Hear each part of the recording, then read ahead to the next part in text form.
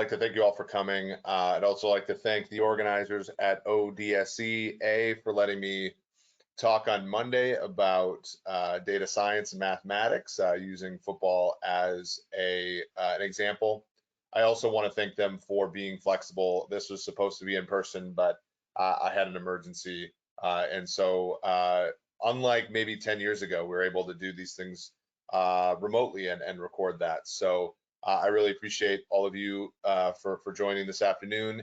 I'm going to talk about how data science is used in the sport of American football.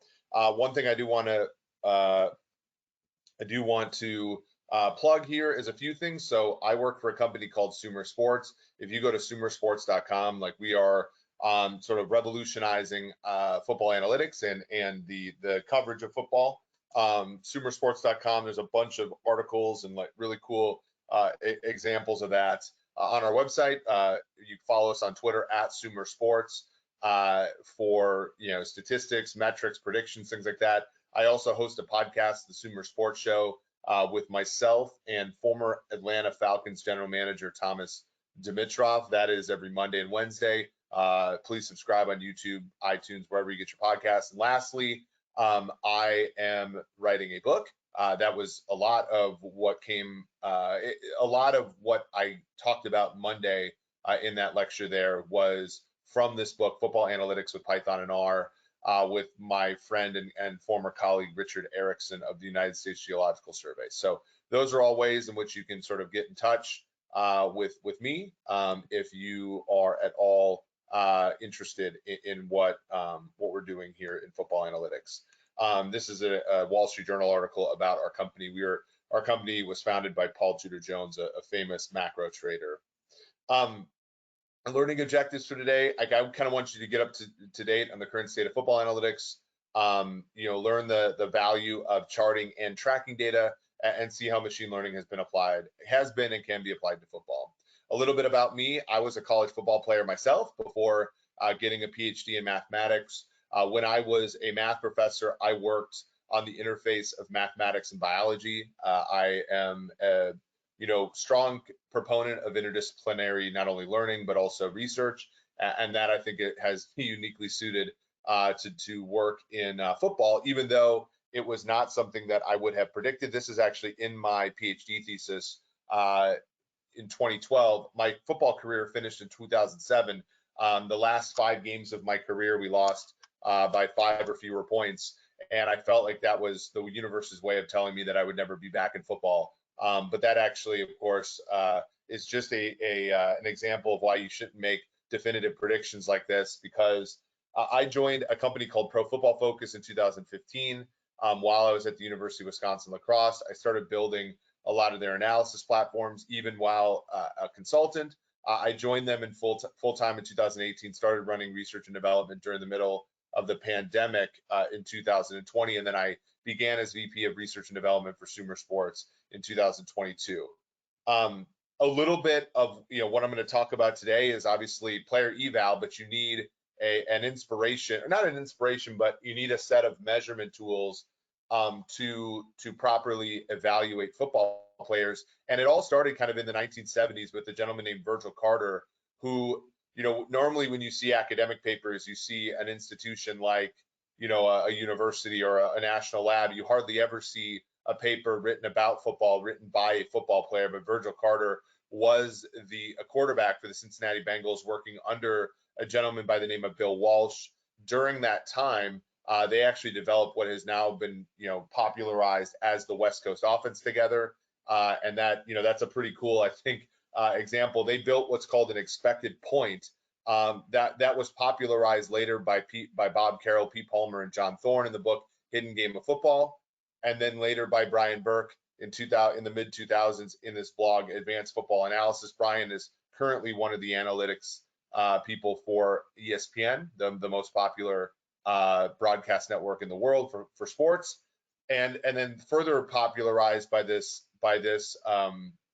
blog, or not blog, but this sort of Twitter page, but also our package, NFL Scrape Bar. This was built by a few professors and students at Carnegie Mellon, and this built out what's called an expected point. So here's an example of kind of what we're trying to do with expected points. So for those that are familiar with American football, there are 3 different score types. So there's a touchdown, there's a field goal, and there's a safety. A touchdown is when the player crosses the end zone with the ball in his hands. It's worth on average 7 points. A field goal is when somebody kicks the ball through the uprights, and that's worth 3 points. And a safety is when the defense tackles the offense in their own end zone. Every single drive has some sort of likelihood of this happening. And you know, for much of football analytics, we were measuring player ability by these sort of discrete things. How many touchdowns did a player have? How many yards did they have? So on and so forth. And it was really painting the wrong picture. So what expected points added did was essentially take these plays and map out what the probability of the next score was. So whether you scored a touchdown first or whether your opponent scored a touchdown next, so on and so forth. And it would give what's, you know, it would take the expectation of that eventual probability distribution, and it would basically talk about how valuable a play was. And it would look at the pre and post play, and that would give you something called expected points added. Here's an example of something I built at Pro Football Focus, which looks at a few, you know, sort of common play types in the National Football League, passing plays. And I just kind of want to look at sort of 2 different dichotomies. If you don't get any pressure on the quarterback, the play is worth about a little bit over 2/10 of an expected point. So the offense is adding points on average to their scoreboard every time you cannot get pressure on the quarterback. Every time you do get pressure on a quarterback, though, it's worth about -4/10 of a point. So whether that is because he makes a mistake and throws you the ball, he gets sacked. A sack, by the way, is worth about -2 points to an offense or 2 points to a defense. And once you are able to build up this currency, you can properly value players. And that's essentially what we did at Pro Football Focus. We built this metric called PFF wins above replacement, which is modeling player value in American football. So essentially, we were able to attach to every single player a win value that they could use, you know, that teams could use to help model them from a money standpoint, from an on-field standpoint. And this was published in the MIT Sports Analytics Conference in 2020. Now, we were unable to actually present this paper while we were there because of COVID, but it was nonetheless published on the MIT Sloan website. And this is held broadcast. So this is an example. This is near and dear to my heart as a Chiefs fan, because in 2018, one of Kansas City's rivals at the time, the New England Patriots, had just received Julian Edelman back from suspension. The Chiefs at the time were leading the American Football Conference and were projected to win that conference.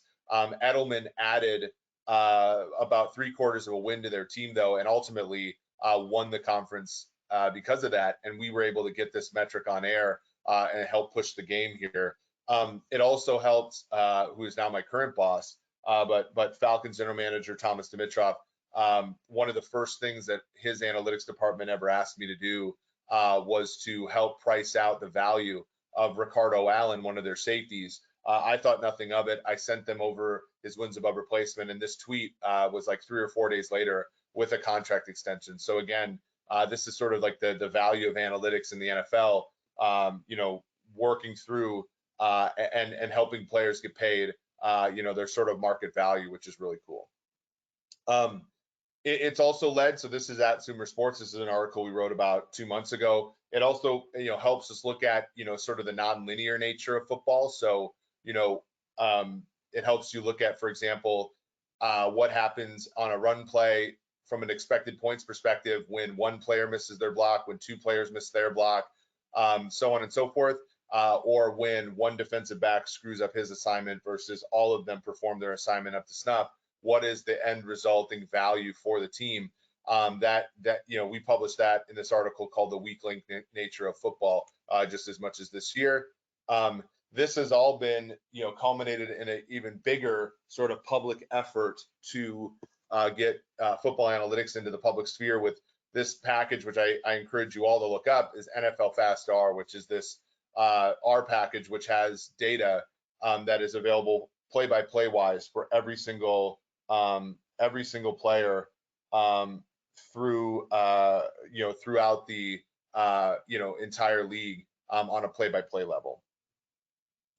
Okay.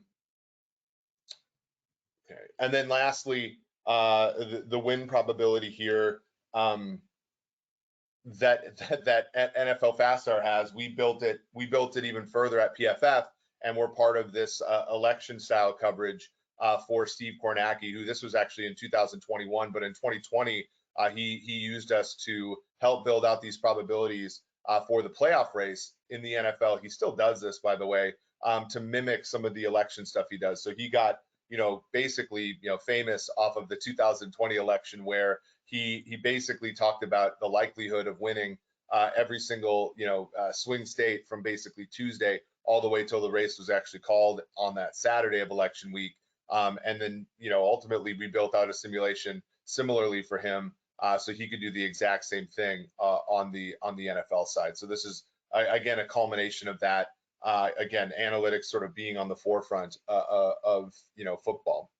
And so this is where I kind of want to start today, as far as where we are on a broader sense. So this is an example data set from Pro Football Focus, which was the company that I worked for prior to joining Sumer. This is what's called charting data. So essentially, every time a quarterback throws a pass, there is a person at Pro Football Focus that will chart down what happened on that pass. So how far it went, whether or not it was intercepted, whether or not it was a touchdown, whether or not it was a completion or incompletion. And that helps them generate this data on the right that you see, and that all NFL teams use. Now, this is, that was the current state of football analytics for a long time, until what was called tracking data, came around. Tracking data is a much larger data set. It's one reading for every player every 1/10 of a second. So you were able to look at the position, velocity, orientation of every single player, and direction of every single player on every single play. So you were able to look at their movement patterns and discern from that.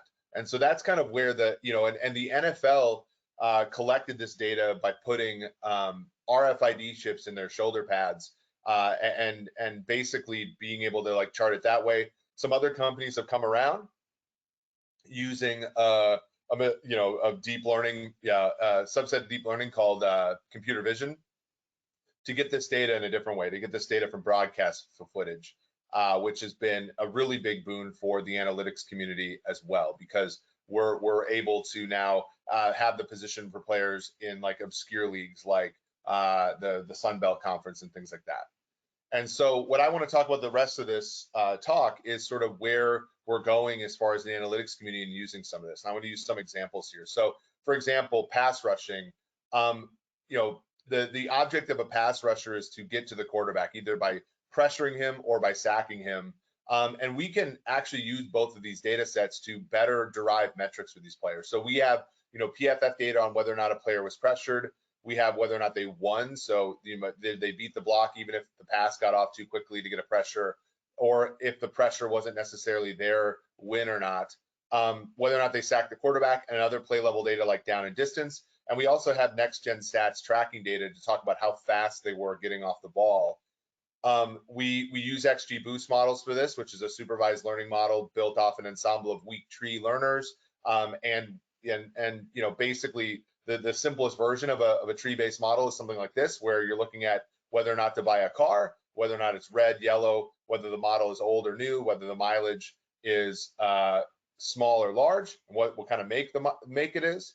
But for pass rushers, it's a lot more elaborate than that. It's how fast they're moving in the Y direction, how fast they're moving in general, whether what it was at the time of the snap. I'm trying to find one of those, but basically, where they were at the snap, what their speed was, and that kind of thing.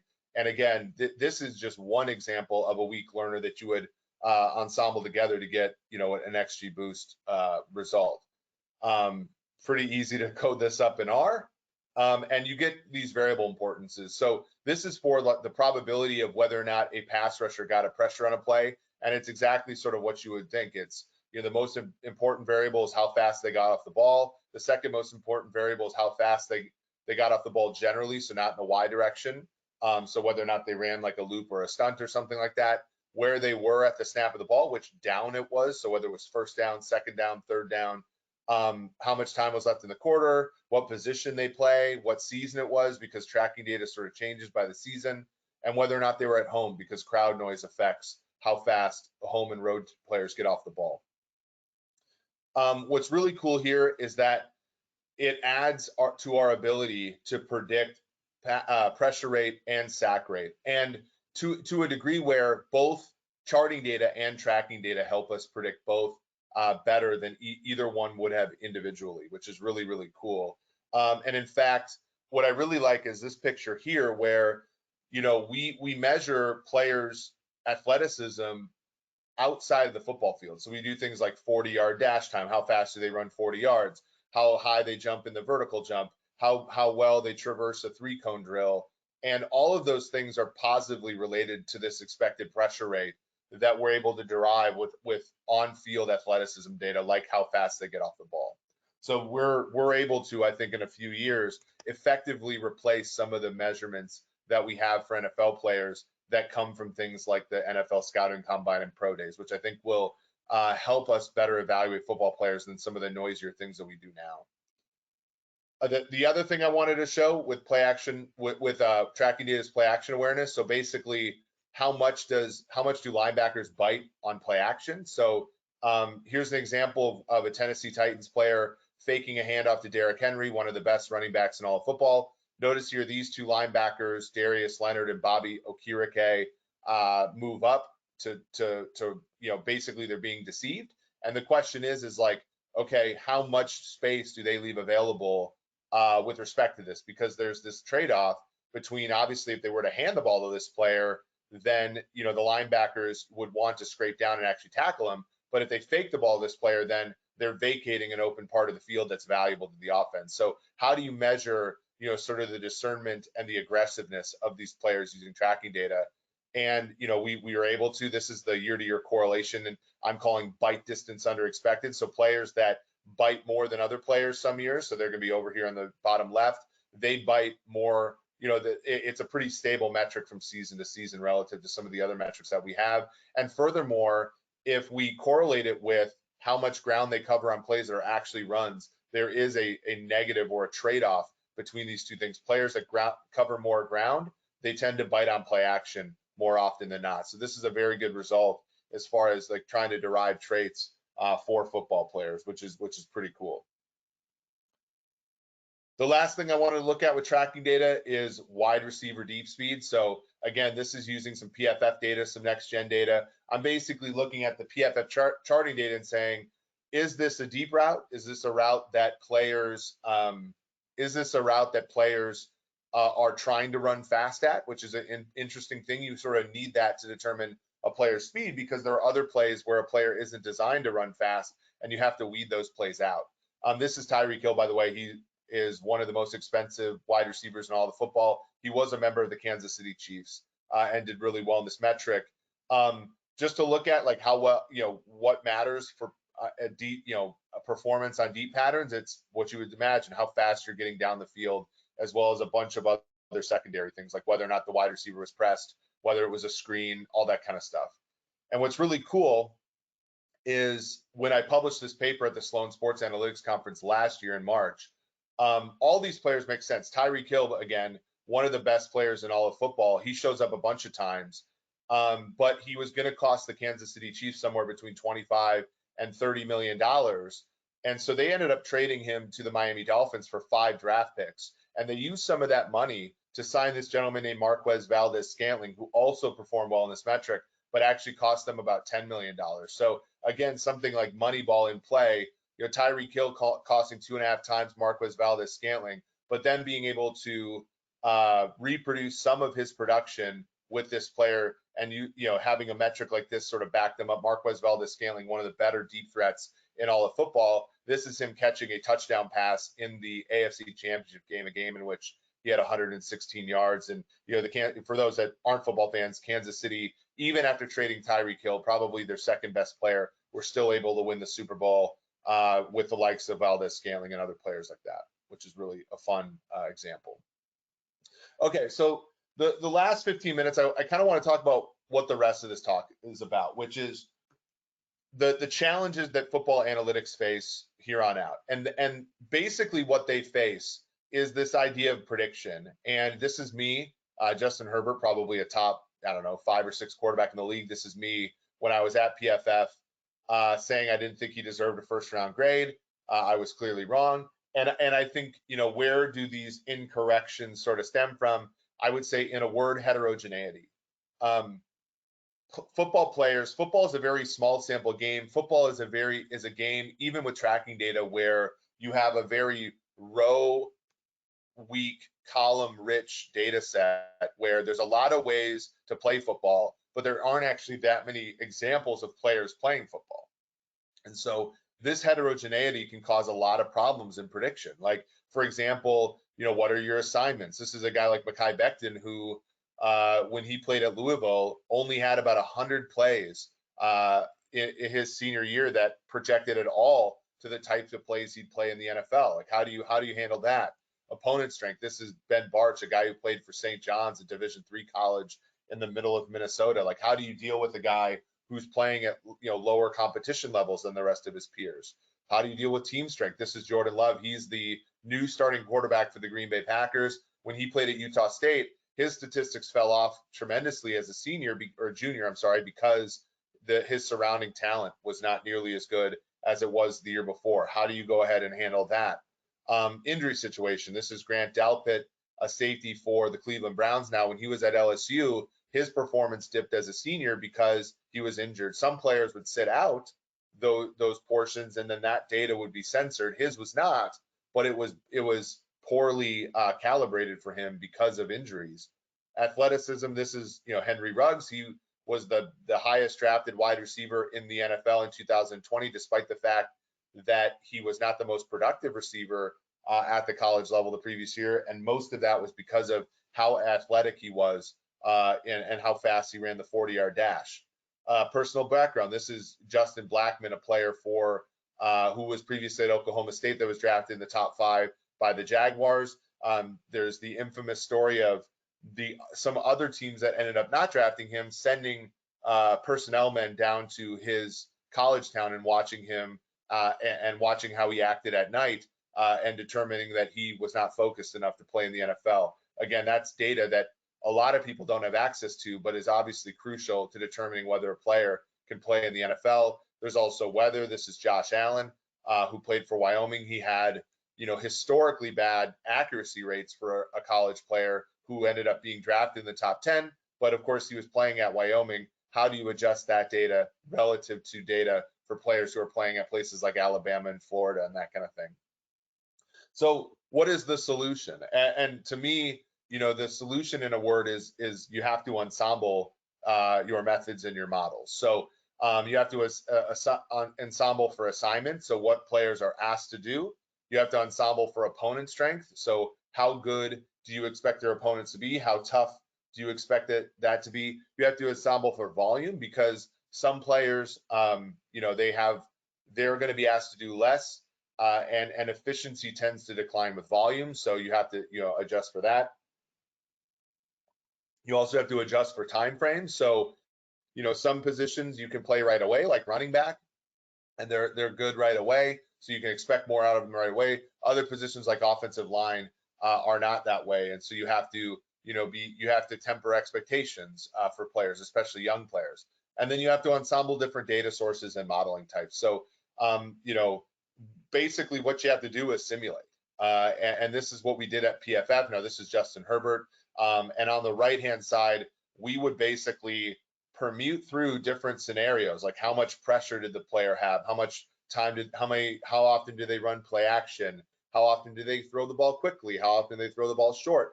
And how much do we care about those? And you go ahead and simulate their career. Now, for Herbert, I think we were still on the short end of projection for him, but ultimately, when you widen those distributions, you give yourself a little bit of an opportunity to understand sort of, what the maximums and minimums are, when you can, sort of model those players out. And again, this is because you're dealing with issues of heterogeneity. What he was asked to do at Oregon was much different than what he ended up being asked to do in Los Angeles as a member of the Chargers. So you have to be able to sort of predict that and avoid the prediction problems that many have had before. Another thing that you have to do is deal with different data types. So the data here is a combination of charting and tracking data, as are the previous models. And basically, you're dealing with tabular data here. You're dealing with data that a data scientist is incredibly, even a football data scientist is incredibly comfortable with. On the other hand, there's been reams and reams of data collected by NFL teams, scouts, things like that have different structures and in many cases text structures that could be useful to us. So one of the things we did to try to avoid some of the pitfalls of our previous projections were text analytics. So this is the process of delivering high quality information from text. There's many different ways to do this, and in fact, obviously, Chat GPT and things like that are providing, they're moving the model, they're moving the state of the art forward, fairly substantially every single day. We used, at least initially, a bag of words formulation. We used phrases as vectors, and then looked at the pairwise similarity of players and their text based upon the angles between the vectors of words. And so here's an example of what we built for teams. So this was Justin Herbert's the similarity in his text. Now we were using Dane Brugler's scouting reports from The Athletic, and basically looking at how similar the words that came out of these scouting reports were to players like Kyler Murray, Josh Allen. Now, interestingly, this seems to check out fairly well. Murray was the 1st overall pick the year before. Herbert was the 6th overall pick. Allen was the 7th overall pick.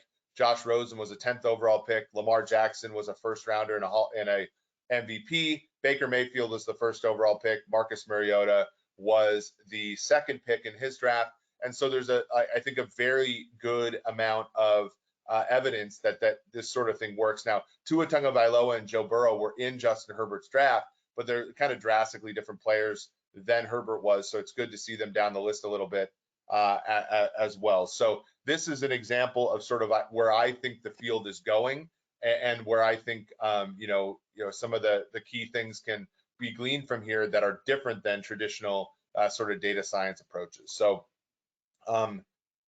in conclusion, I think that play-by-play and charting data have led us to significant progress in understanding football. I think XY tracking data is absolutely the future, and where I just sort of scratched the surface on some problems, but hopefully, with the examples I showed, there's some efficacy there as far as deriving player traits, as well as helping teams pick players in a more cost-efficient way. But combining tracking and charting data together can help us evaluate players and predict their future performances better than both could have individually, which is exactly what you want when you're pooling data sources together. And then lastly, of course, I think text analytics and sort of finding value in traditional means of player evaluation can really help us move forward as well. So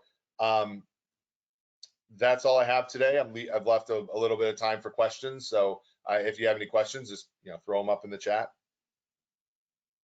Okay, so Seth asks, do you find that metrics don't carry over well year to year and do the short 17-game season? Do the mid-season or end of season show more accurate predictions of player changes and tendencies? That's a good question. Yeah, so I do find that stability for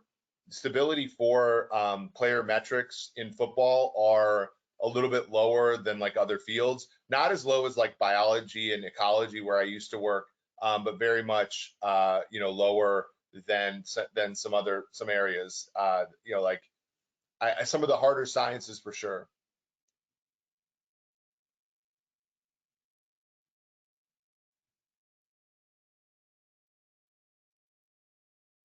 I have some time for some more questions if people want to ask them.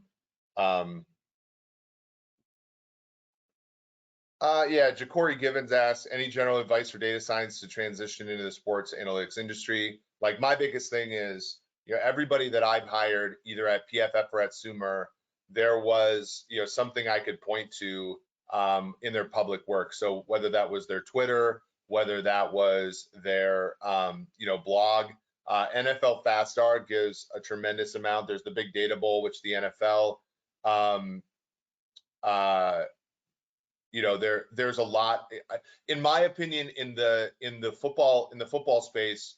The Big Data Bowl provides tracking data in an open source way. That's a really cool way. A few people that I work with have like either won the Big Data Bowl or finished fairly highly in that. That's every year, starting in like October, November, and finishing in February.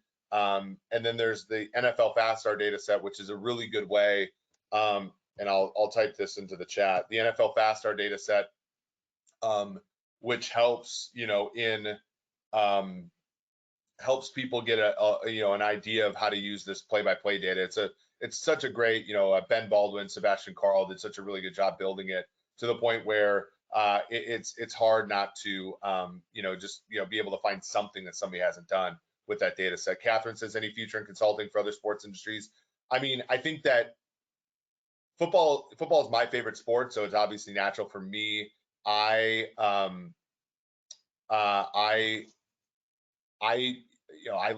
other sports. I would say that there's probably, if you have consulted for like soccer or basketball or maybe baseball, consulting for football is straightforward. I don't know if the other way around is true, because football is so bespoke, but I could be wrong. I like other sports. It'd be kind of fun. But Andres says, what's the name of the deep learning tool you mentioned being used for video streaming? It's called computer vision. Computer vision engineers are incredibly valuable. If that's a skill you end up learning, you can have, I think, a very solid career in the sports industry, because companies like SportLogic and StatsBomb and other, Opta and things like that, they're generating their data using that. Thank you all for coming. This is a pleasure. If you have any additional questions, my email is eric.eager@sumersports.com. Yeah, my book is basically an introduction to all these things. Not too deep. Like if you don't have that much football analytics experience, it should be very, very good for you. If you don't have that much math experience, it also, like, you don't have to be a PhD in math to understand my book. So it's coming out in November. I'd love for you all to have it. And I think it's a really good introduction to some of the sort of core principles of football analytics, and from the draft to clustering to regression, all that kind of stuff. I think that there's a football topic in there for everybody. So